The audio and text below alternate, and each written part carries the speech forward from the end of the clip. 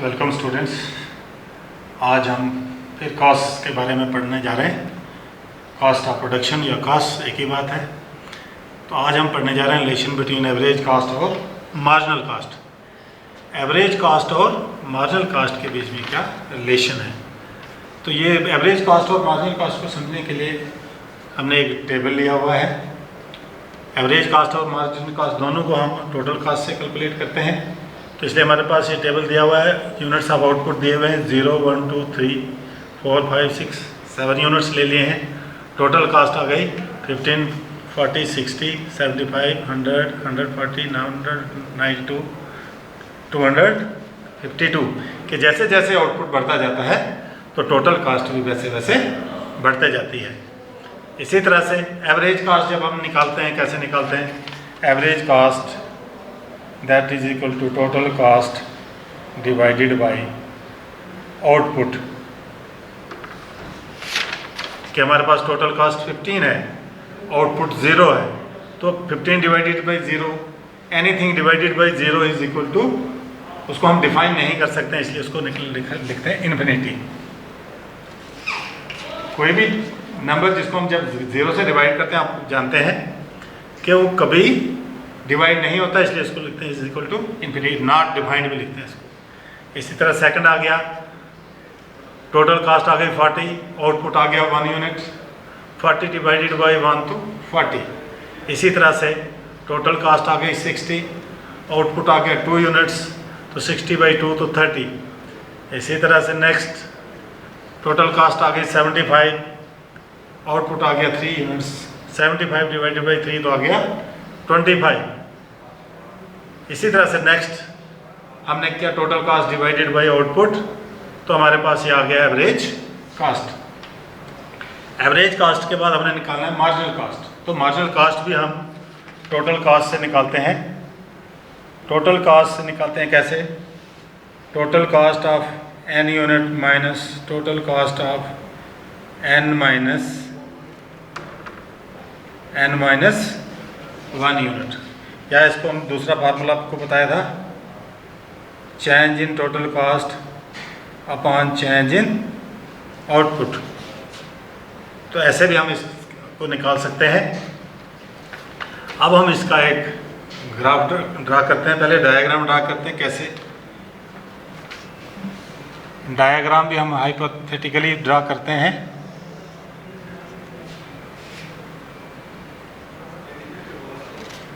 Take output on X axis,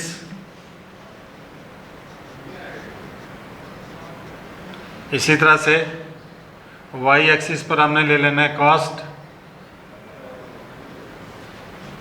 यानी cost जो आगे हमारे पास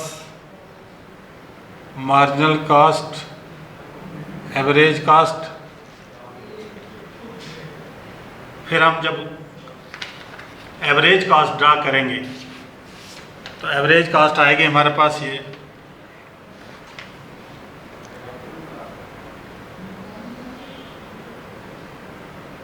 इस तरह से कुछ एवरेज कॉस्ट की शक्ल बनेगी। Inverse U shape, U shaped इसकी शेप बनेगी। और इसी तरह से जब हम मार्जिनल कॉस्ट कर्व ड्रा करेंगे, मार्जिनल कॉस्ट कर्व भी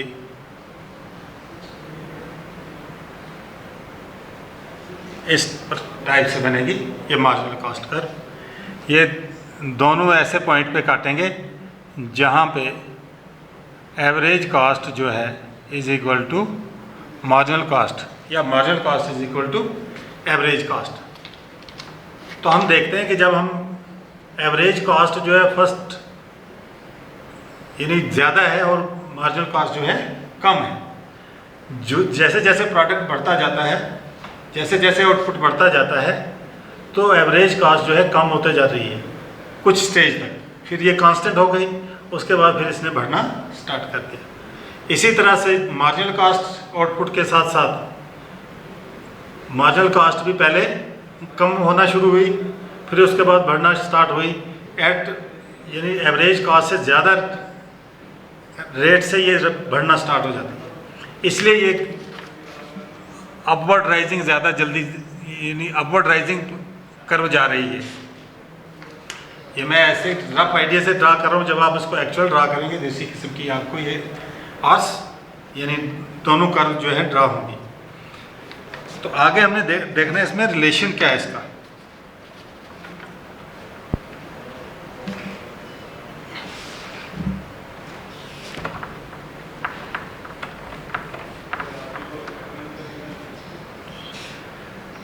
हम देखें व्हेन मार्जिनल ये एवरेज कास्ट कर्व जो है फॉल कर रही है, कहाँ पहुँचती है, इसके अपने मिनिमम पॉइंट पे पहुँचती है, जो मिनिमम वैल्यू इसकी एवरेज कास्ट की। यहाँ पर एवरेज कास्ट की मिनिमम वैल्यू आ गई 25, तो यानी यहाँ पहुँचती, यहाँ से फिर राइज होना, फिर 28, 32, 36 राइज होना स्टार्ट हो जाती है। इसी तरह से मार्जिनल कास्ट जो है एवरेज कास्ट के नीचे से शुरू होती है, बिलो से, यहाँ से शुरू होके एक मिनिमम पॉइंट तक पहुँचती है। ये आ गया minimum point of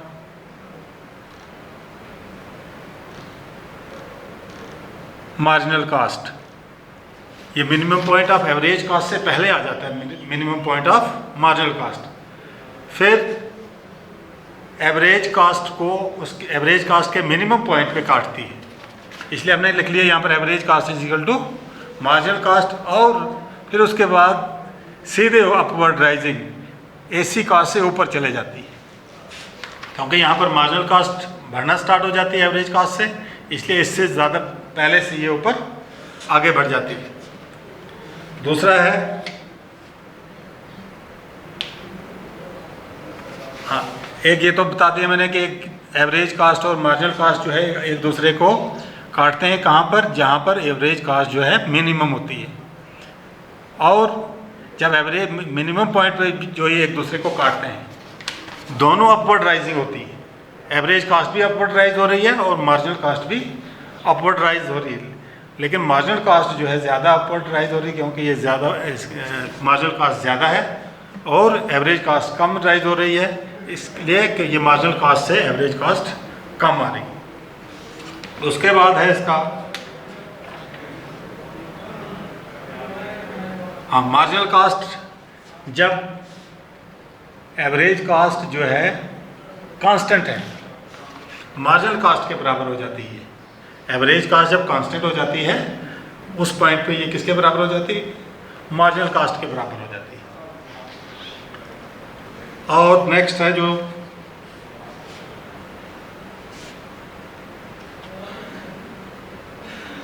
marginal cast, दूसरा पॉइंट है marginal cast curve starts rising. जब मार्जिनल कास्ट कर्व राइज करती है, हो सकता है एसी कर्व तब भी फॉल कर रही हो, देन एसी कर्व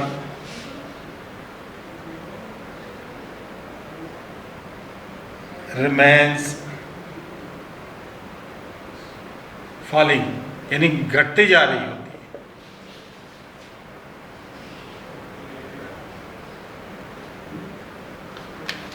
यही इसके कुछ डिफरेंसेस हैं। एक बात आपने ध्यान में रखना है कि मार्जिनल कास्ट और एवरेज कास्ट का एक दूसरे को ऐसे पॉइंट पे काटते हैं जहाँ पर एवरेज कास्ट मिनिमम होती है, ना कि मार्जिनल कास्ट मिनिमम पे होती है। दूसरा आपने देखना है कि मार्जिनल कास्ट जो है जब स्टार्ट होती है एवरेज कास्ट से नीचे से स्टार्ट होती है। Marginal cost starts below the average cost curve. ये 2-3 कॉमन पॉइंट हैं। फिर आपने एवरेज कास्ट और मार्जिनल कास्ट, ये जितने भी कर्व्स हैं ये यू शेप्ड कर्व्स हैं। तो ये था इनके बीच में रिलेशन। अब नेक्स्ट हम पढ़ेंगे relation between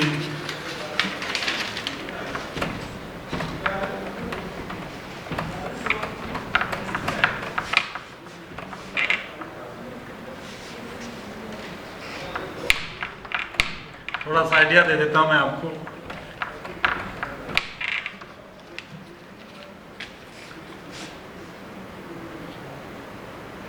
relation between average cost average variable cost, average fixed cost and marginal cost. अगर आपके पूछा जाए what is the relation between average cost, average variable cost, average fixed cost और एवरेज मार्जिनल कॉस्ट, तो ये सभी cost जितनी भी हैं ये हमको कहाँ से मिलती है? टोटल कॉस्ट से। जितना भी हमारे पास यानी एवरेज कास्ट, अगर टोटल कॉस्ट दी है तो हम एवरेज कास्ट निकाल सकते हैं। अगर हमारे पास टोटल वेरिएबल कॉस्ट दी है तो हम उसकी एवरेज वेरिएबल कॉस्ट निकाल सकते हैं। टोटल फिक्स कॉस्ट दी है तो हमारे पास, तो हम उसकी एवरेज फिक्स कॉस्ट भी निकाल सकते हैं। मान लो हमारे पास आउटपुट है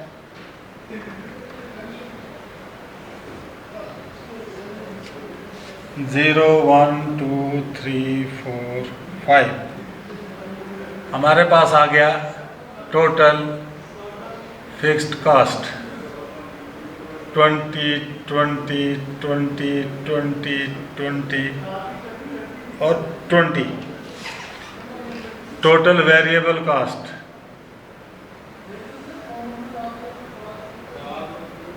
मान लो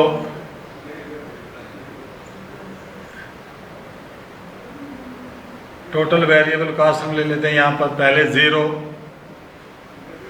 फिर लेंगे 20, 38, 48, 56, 64 टोटल वेरिएबल कास्ट। अब हम अगर हमारे पास टोटल फिक्स कास्ट और टोटल वेरिएबल कास्ट दी है तो हम टोटल कास्ट निकाल सकते हैं। तो टोटल कास्ट कैसे आएगी? टोटल फिक्स कास्ट और टोटल वेरिएबल कास्ट को ऐड करेंगे तो हमारे पास टोटल कास्ट आ जाएगी 20, 40, 58, 68, 76, 84, ये हमारे पास आ गई टोटल कास्ट। अब हमें चाहिए एवरेज कास्ट। एवरेज कास्ट कैसे निकालेंगे? Average cost is equal to total cost upon output. यहाँ पर टोटल कास्ट 20, आउटपुट 0, 20 अपॉन 0 करेंगे तो नॉट डिफाइंड इन्फिनिटी। इसी तरह से 40 अपॉन 1 तो 40, 58 अपॉन 2 तो 29, 68 अपॉन 3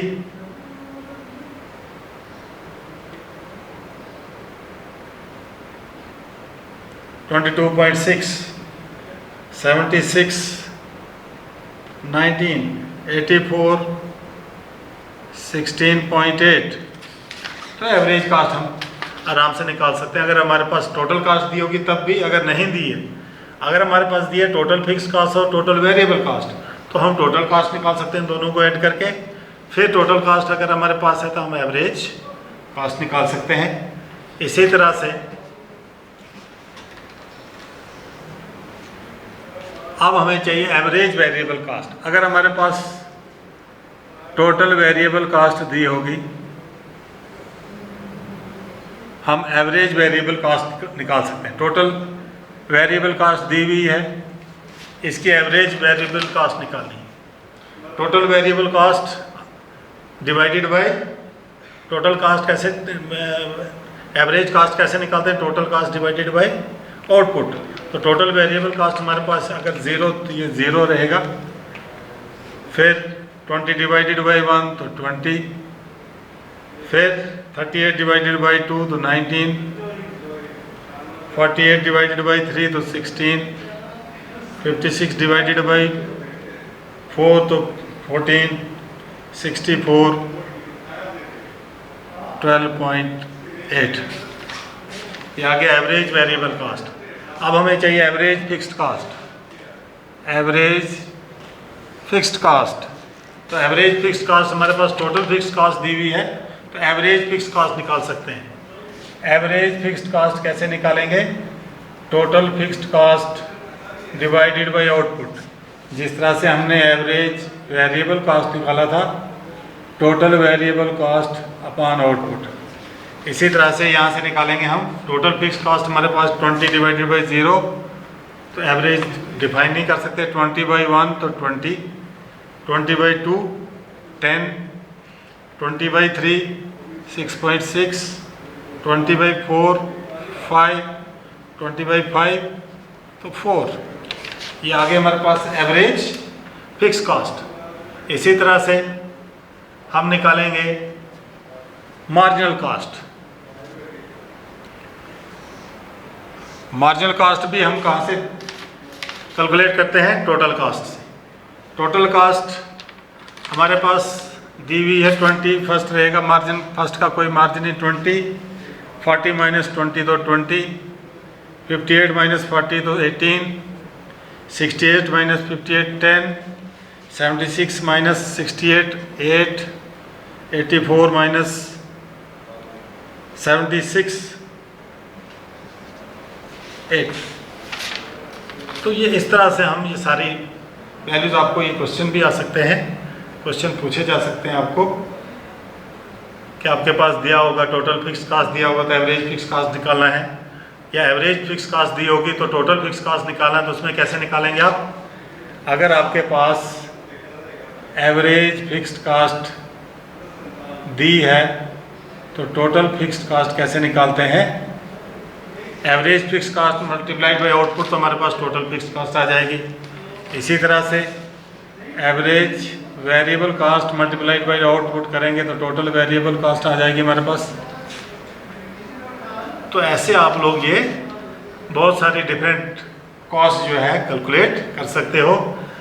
तो अगर ये दी है तो तब ये दो दी होंगी तो सभी वैल्यूज आप कैलकुलेट कर सकते हो, हर एक कॉस्ट की वैल्यू कैलकुलेट कर सकते हो।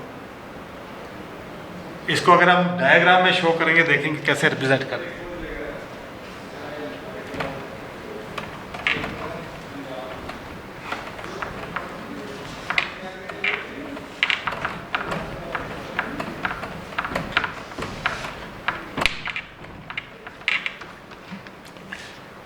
सबसे पहले वही एक्स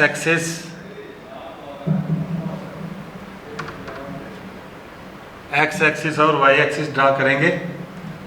यहाँ पर आउटपुट ले लेंगे, यहाँ पर कॉस्ट ले लेंगे, average cost, average fixed cost, average variable cost, marginal cost. इसी एक ही ग्राफ पे हम ड्रा करने की कोशिश करेंगे। तो हमने जैसे आपको कहा कि पहले हमने ड्रा किया था एवरेज वेरिएबल कॉस्ट, ऐसे कर्व बनी थी हमारी एवरेज वेरिएबल कॉस्ट की, और मार्जिनल कॉस्ट कर्व जो थी इसके बिलो से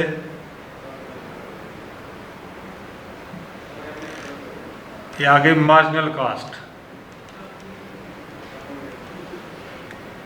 एवरेज कॉस्ट,